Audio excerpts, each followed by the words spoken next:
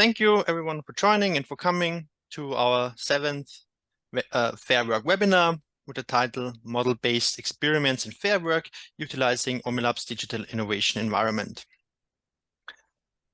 Thank you very much to everyone, also from my side. It's very nice to see familiar faces and new ones as well. As my colleague Christian mentioned, it's our 7th webinar in the FAIRWork project. Some basic rules. During the presentation, we kindly ask you to mute yourself so we can hear Christian. If you have any questions, please feel free to write them in the chat, or at the end of the presentation, unmute yourself and ask. This meeting will be also recorded, and the recording will be available on the FAIRWork website at the beginning of next week. Today, Christian will show us some model-based experiments in the context of the FAIRWork project, and they are all utilizing OMiLAB's Digital Innovation Environment, and will be also a live showcase. I think that's it from my side. Christian, the floor is yours. Thank you very much for this kind introduction. So what is the goal of this webinar? So that you know what you're dealing with or what you can expect, is that we have this in OMiLAB, we have this digital innovation environment. And as project partner, we want to now show you and explain to you the concepts, how we can apply this innovation environment to the FAIRWork project. I will then shortly introduce the FAIRWork project for those who are not familiar with it. But it's a very short introduction for with the basics. If you're interested in the project itself, you can visit our webpage, and we have other webinars already explaining more detail the idea of FAIRWork on our YouTube channel. You can also find over our webpage. So yeah, and then I will introduce the digital innovation environment, and then we have prepared a short showcase, a prototype, where we can explain the concepts with it in the context of FAIRWork. So, but what is FAIRWork? It is an EU-funded project where OMiLAB is a project partner, and the goal, the idea of this FAIRWork project is to create a decision support system, which will be called Democratic AI-based decision support system, or short DIESS. And the idea is that we have complex domains where complex decisions must be made, in our case in the domain of production lines, and this decision support system should then allow a flexible and democratized decision support. What do we mean with this? Flexible, that it can easily adapt to new challenges, to new decisions, or to changing decision requirements. And democratic in this case means participation, so that people and other technical actors which are influenced by decision can participate and provide their input for this decision. So we're not, from the democratization, we also have this participation part. And of course, because they're complex systems, we need some kind of AI approaches so that we can solve, and we want to choose different AI approaches for different decisions. So this is the idea of the FAIRWork project in very short. And now, what is the OMiLAB Digital Innovation Environment? So this is was created for, is something that OMiLAB provides, and was created for supporting innovation processes, so that we can understand complex situations and then design appropriate solutions. And as hopefully conveyed sufficiently, this decision making in big manufacturing processes, which is the focus of FAIRWork, is also a very complex domain where we must understand and design these decision processes and decision solutions. And therefore, we want to apply this digital innovation environment to this complex decision cases. And yeah, and then I will later explain a bit more detail what this digital innovation environment is. But before, it's always it's always nice to have some kind of easy understandable, some case, a scenario which we will apply. So for our prototype, we have chosen this a short scenario where we want to allocate a worker, which you can see here, to production lines. In our scenario, we have 2 workers and 2 production lines, and we want to allocate them. Of course, in real systems, this is much more complicated, and then we have to scale it up, I think. But I think for its understanding for this showcase, this is the right detail level, because the idea is now, just to make it sure, the idea of this webinar is to explain to you how we can apply the concepts of this digital innovation environment, how we can reuse them, and not to introduce to you a very complex decision problem. This is done in other webinars and will be also done in the future. So, and the problem is here that we don't want to, in this production line allocation, this work allocation, we don't want to have just some basic parameters like the time or which products and how many products, but also, as said, include more information about the technical actors like the production line, or also the human actors, so that how we can integrate, for example, the availability of worker, their physical resilience, meaning how physically well they are at the moment, so that they can, how much can they lift. And then we have to map this somehow to attributes from the production line, like which products are made, how much, what is their configuration. So maybe the different production lines have different need for having lifting objects, and we want to support this. And what do? We need some kind of decision support. In this case, we will introduce you a rule-based approach, but of course there can be others like decision trees, neural networks, or genetic algorithms, or whatever. So this is kind of the scenario that we will use. We have worker with attributes, matching them to production with attributes, and how we can then facilitate this with our innovation environment. But before we come to this, I want to shortly introduce to you what is the OMiLAB Digital Innovation Environment. So as already mentioned, it comes from the domain of supporting innovation, and thereby understanding that complex domain, making a design and evaluate this design continuously. Therefore, we need these 3 layers in the middle, which I will explain in a few moments. And of course, we have some context that we need. For example, the domain and the technology. So let's start with the domain. Of course, you need some domain where you want to apply your solution. In our case, this would be production. These production lines, manufacturing companies, and the decisions they want to make. This provides the context of what you want to create. And of course, because this is an innovation environment and not just a procedure, you need some technical infrastructure which helps you,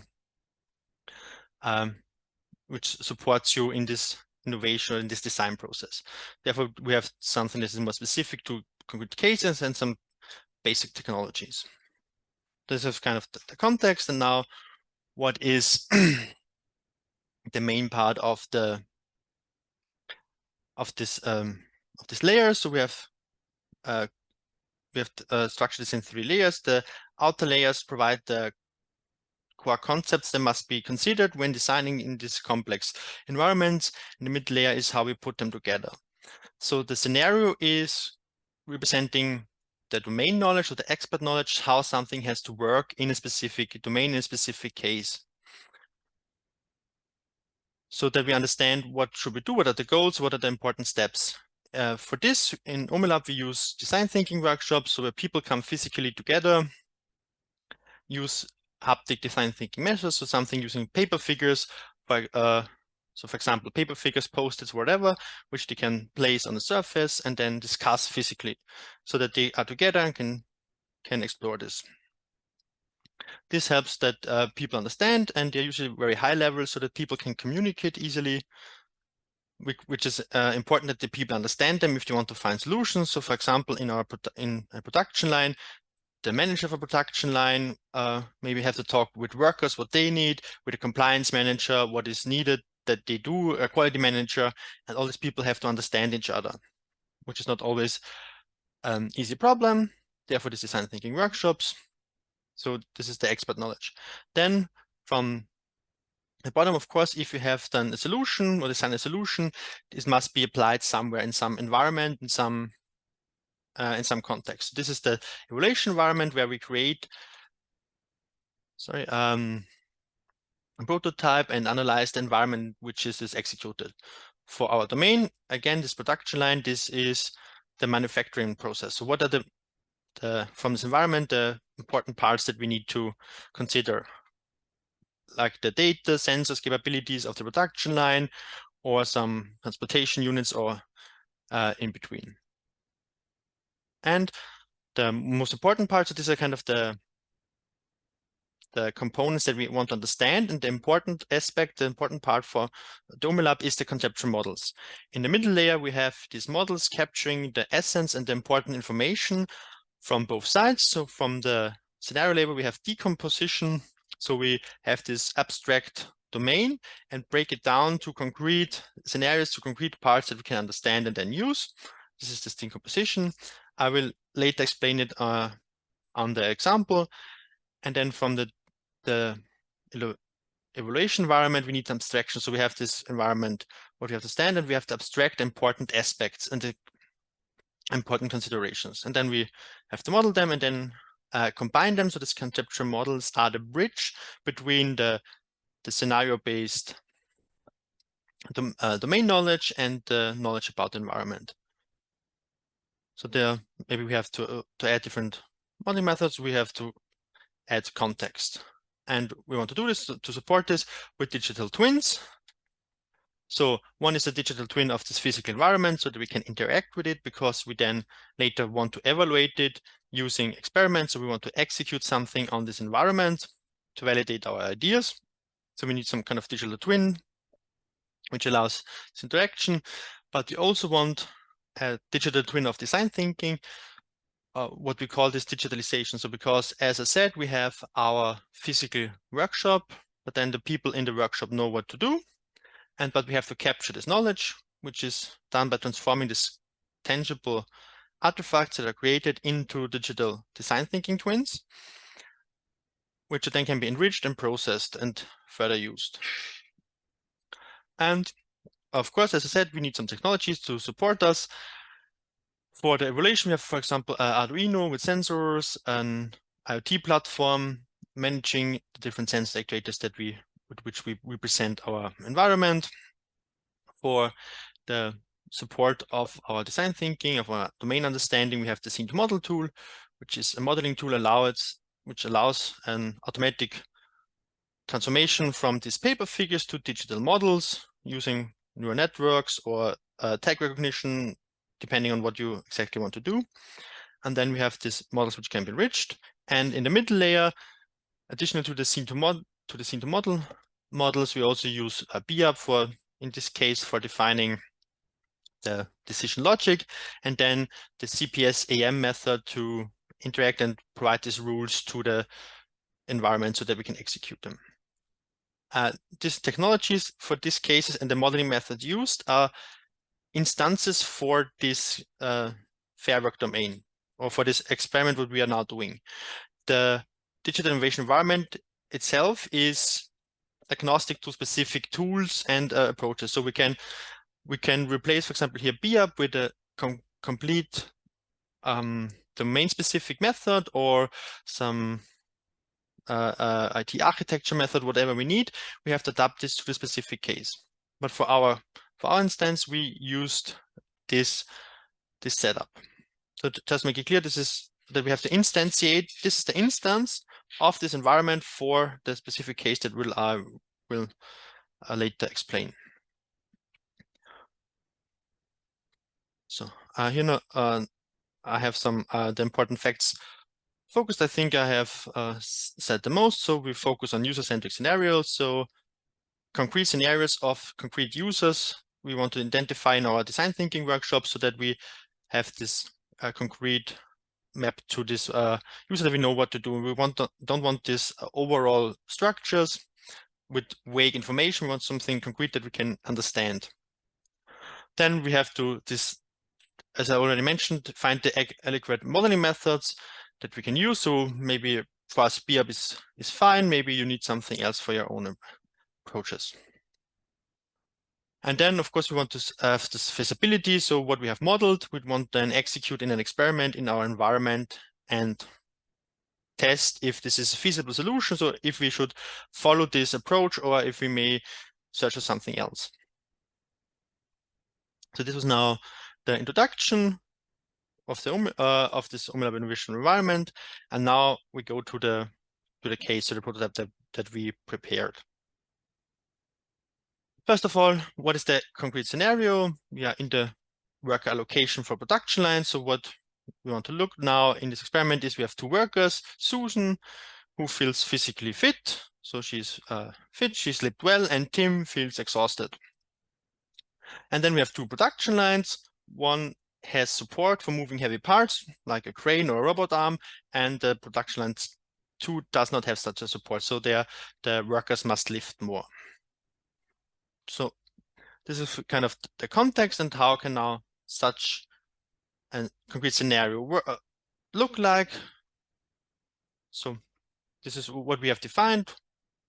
Now, first with paper figures, you see that Susanna comes to the factory, thinks something, and then has here some kind of terminal and decides, and is then based on this terminal assigned to a production line. So this is kind of what you see in the paper figures, which are very interpretive and depending on the interpretation of the user.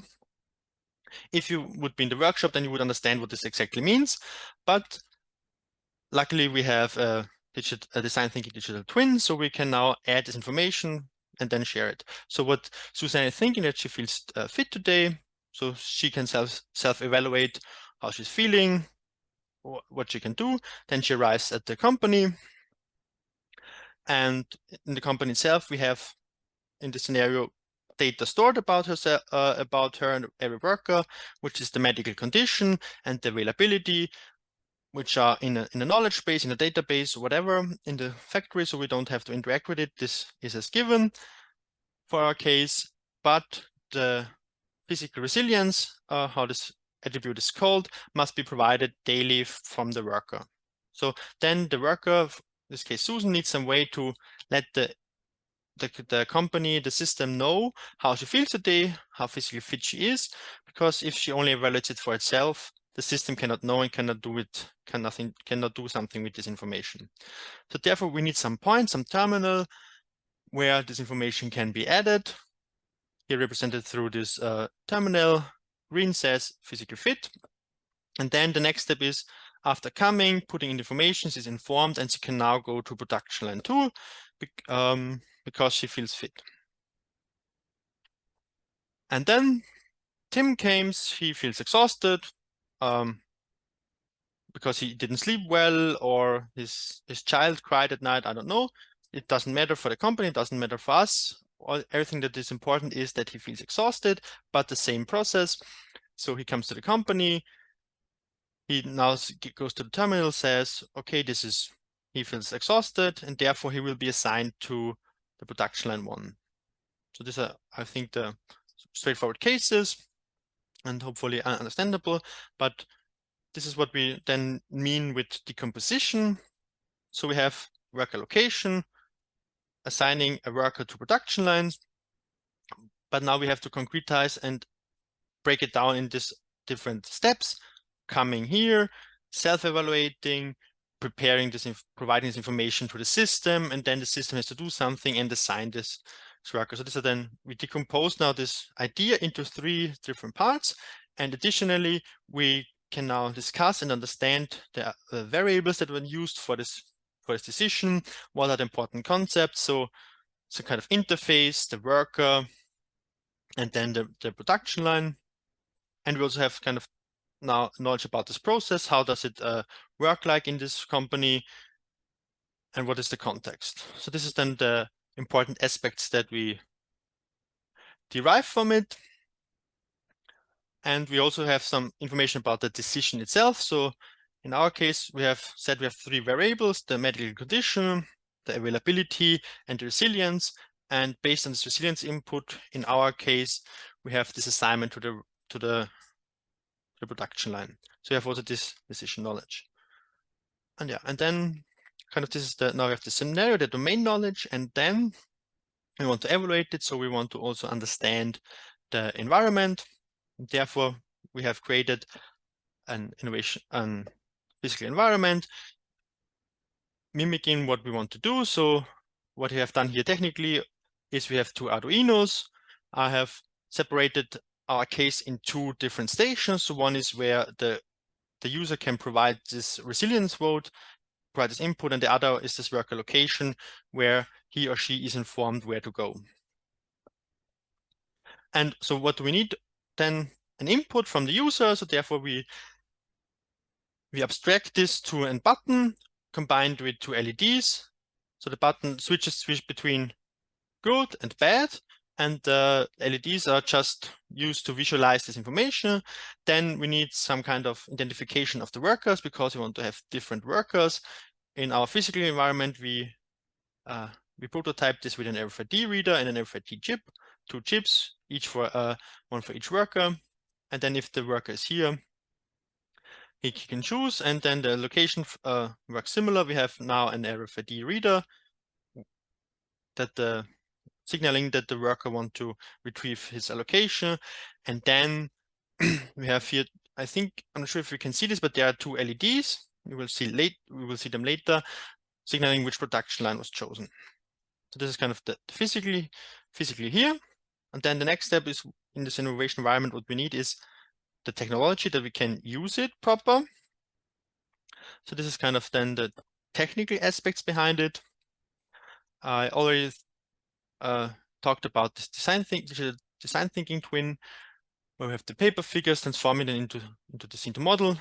And just to be sure, these are models exported then from the scene to model, so that we have now such models, which then provide this input for our other modeling tool in the middle. From the evaluation environment, we have sensors, actuators like the button and the LEDs, which are controlled by an IoT device. And then the next step is, because we want to have an easy interaction with this experimentation environment, we have to manage it somehow. Therefore, we chose the OpenHub LT platform, which is open source and provides an interface and manages the sensors. But of course, this can be replaced, and you need some way to communicate, which we do with a Mosquito MQTT message broker. These are the technical parts that we can then use it. And then again, the important aspect from us are the models. I can now create with the BIAB modeling tool the decision. We can now model the decision, export this information, and transfer it to the CPSEM modeling method, which is then able to define the rules and interact them to OpenHub. So you can define the rules, model the rules, push them to OpenHub, and also read the rules and rearrange them. This is kind of the technical aspect. Now I want to go to kind of the demonstration. So how does this look like?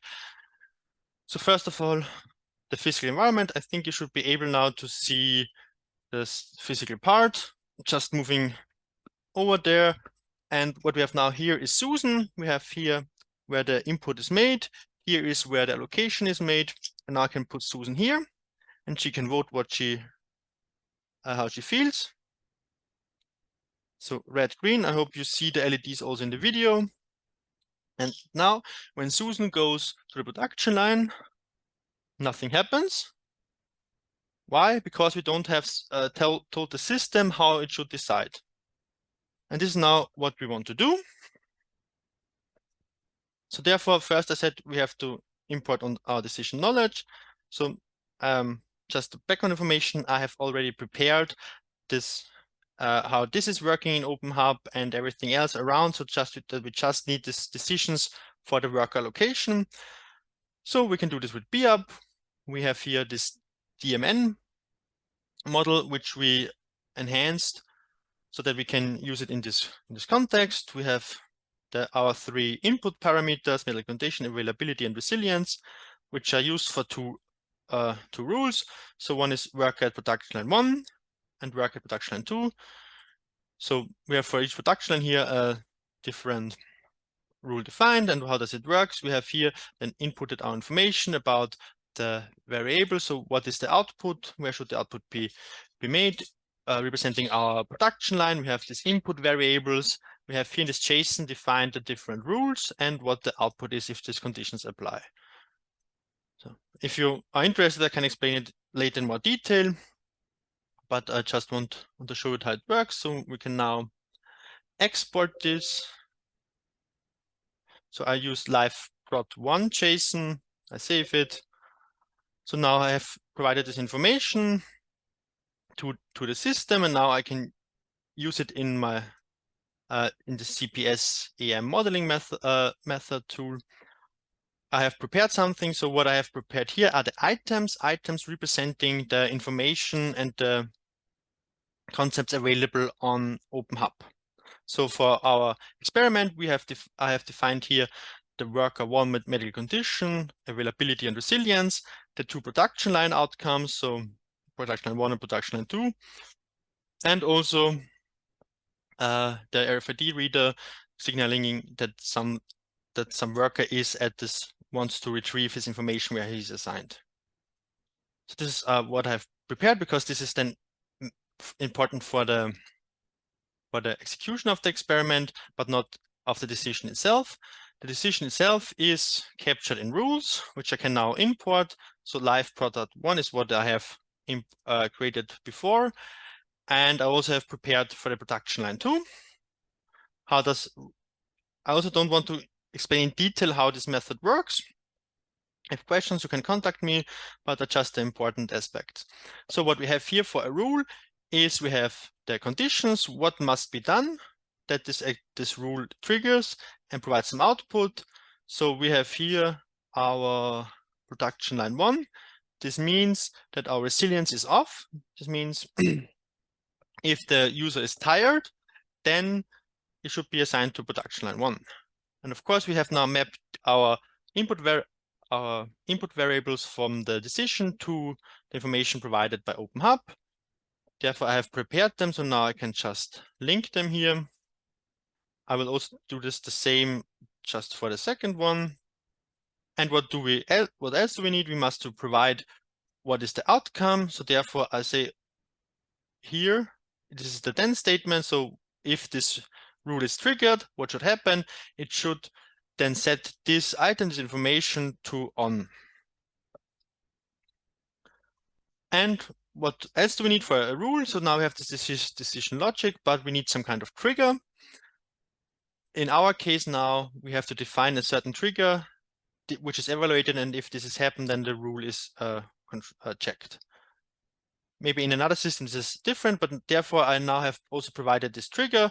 What does it say? It just says, so if we have this RFID sensor where the information about the production line is retrieved, if this is set to a specific ID, in our case the RFID chip ID of worker 1, then this should be triggered. And now when I have defined this, I can just push this to OpenHub. And now, so I can do my experiment again. I say Susan comes to the factory. She votes for she's fit, and then she retrieves this information and is now assigned to production line 2, because this is the rule that we defined. And of course, if now Tim comes and he says, I'm tired, he will be assigned to production line 1. So now we can have elevated our short decision, model decision and decision idea, and evaluated that it works in this first place. So of course, this is a very high level prototype, but then the basic notion works, so maybe then we can use it. So because I'm a bit over time, I will just skip this, because I have shown in the live demonstrator. Here would be this video, and just to shortly summarize what I've shown, we have introduced the FAIRWork, and now how we can use the 3 layers of the digital environment to represent this complex decision problems, like high-level stories of the workers, then the experimentation environment, what do we need, and we captured everything with models and utilized these models to ease our implementation effort. Because we don't have then a model, this information that we captured, and then manually put it into the IoT platform so that we can use it. And so next steps then, this is that we improve the different decision-making approaches, so how we can integrate like decision trees, neural networks, how we can integrate this better in this modeling and information environment, of course, the modeling capabilities that we can also create more complex systems. Thank you for attention and for staying with me over time. Are there any questions? Anything unclear? Thank you so much, Christian, for your demonstration. And now we can open the floor to questions.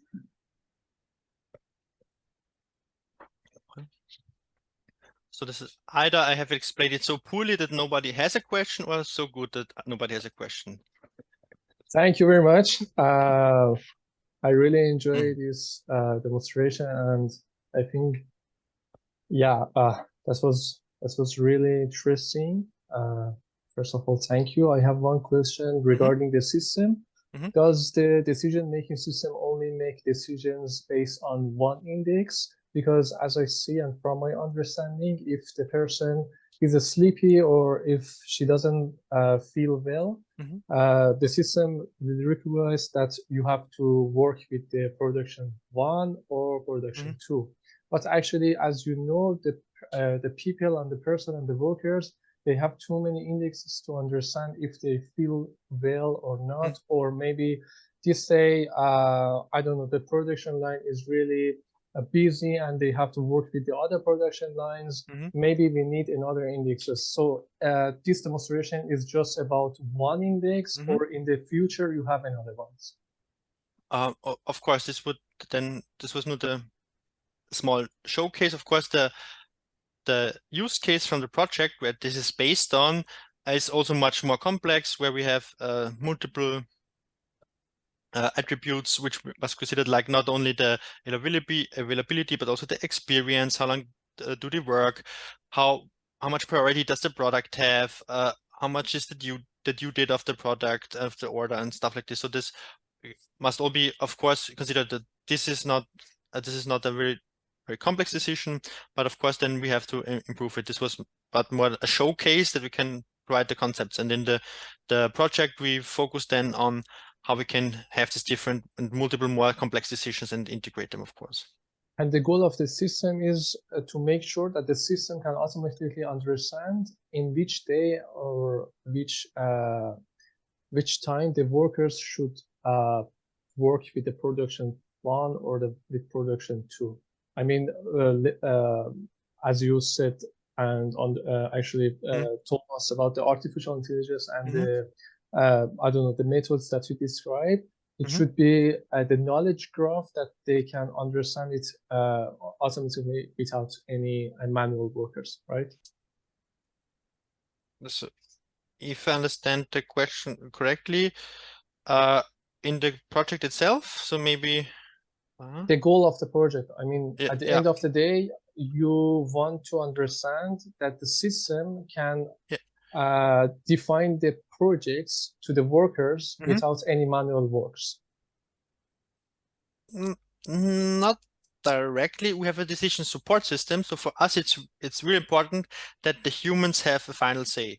But the decision support system should say, okay, you have now for this work allocation, you have 2 possibilities, and kind of what want you to do with this, so that the system says, okay, it takes all these input parameters, then uses these AI systems which are orchestrated together, that we have this decision, and prepares different solutions to the responsible person, and then the responsible person say, take the best one, or I don't like this, I take the other one, or whatsoever. But we need this human in the loop. We need the human, that the human has the final decision for the important aspect.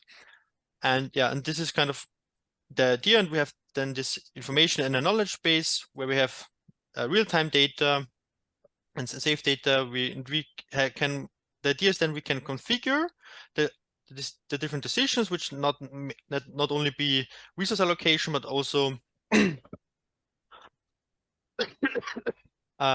maybe the plan. What other use cases in our projects are the planning of the production line, the production environment.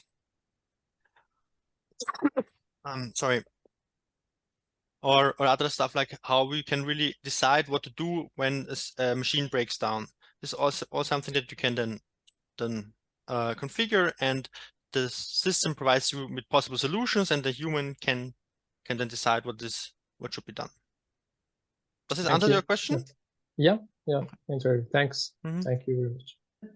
Yeah, I think Meran and also everyone else, we invite you to keep in touch with the FAIRWork project and also with the upcoming webinars, and to stay in touch with the progress of this topic. But thank you everyone again for your participation. Are there any other open questions? If not, the next webinar in the FAIRWork series will be next month. So be sure to follow us on LinkedIn and Twitter, and to get the latest news about the project. Thank you again for being here with us, and have a nice afternoon.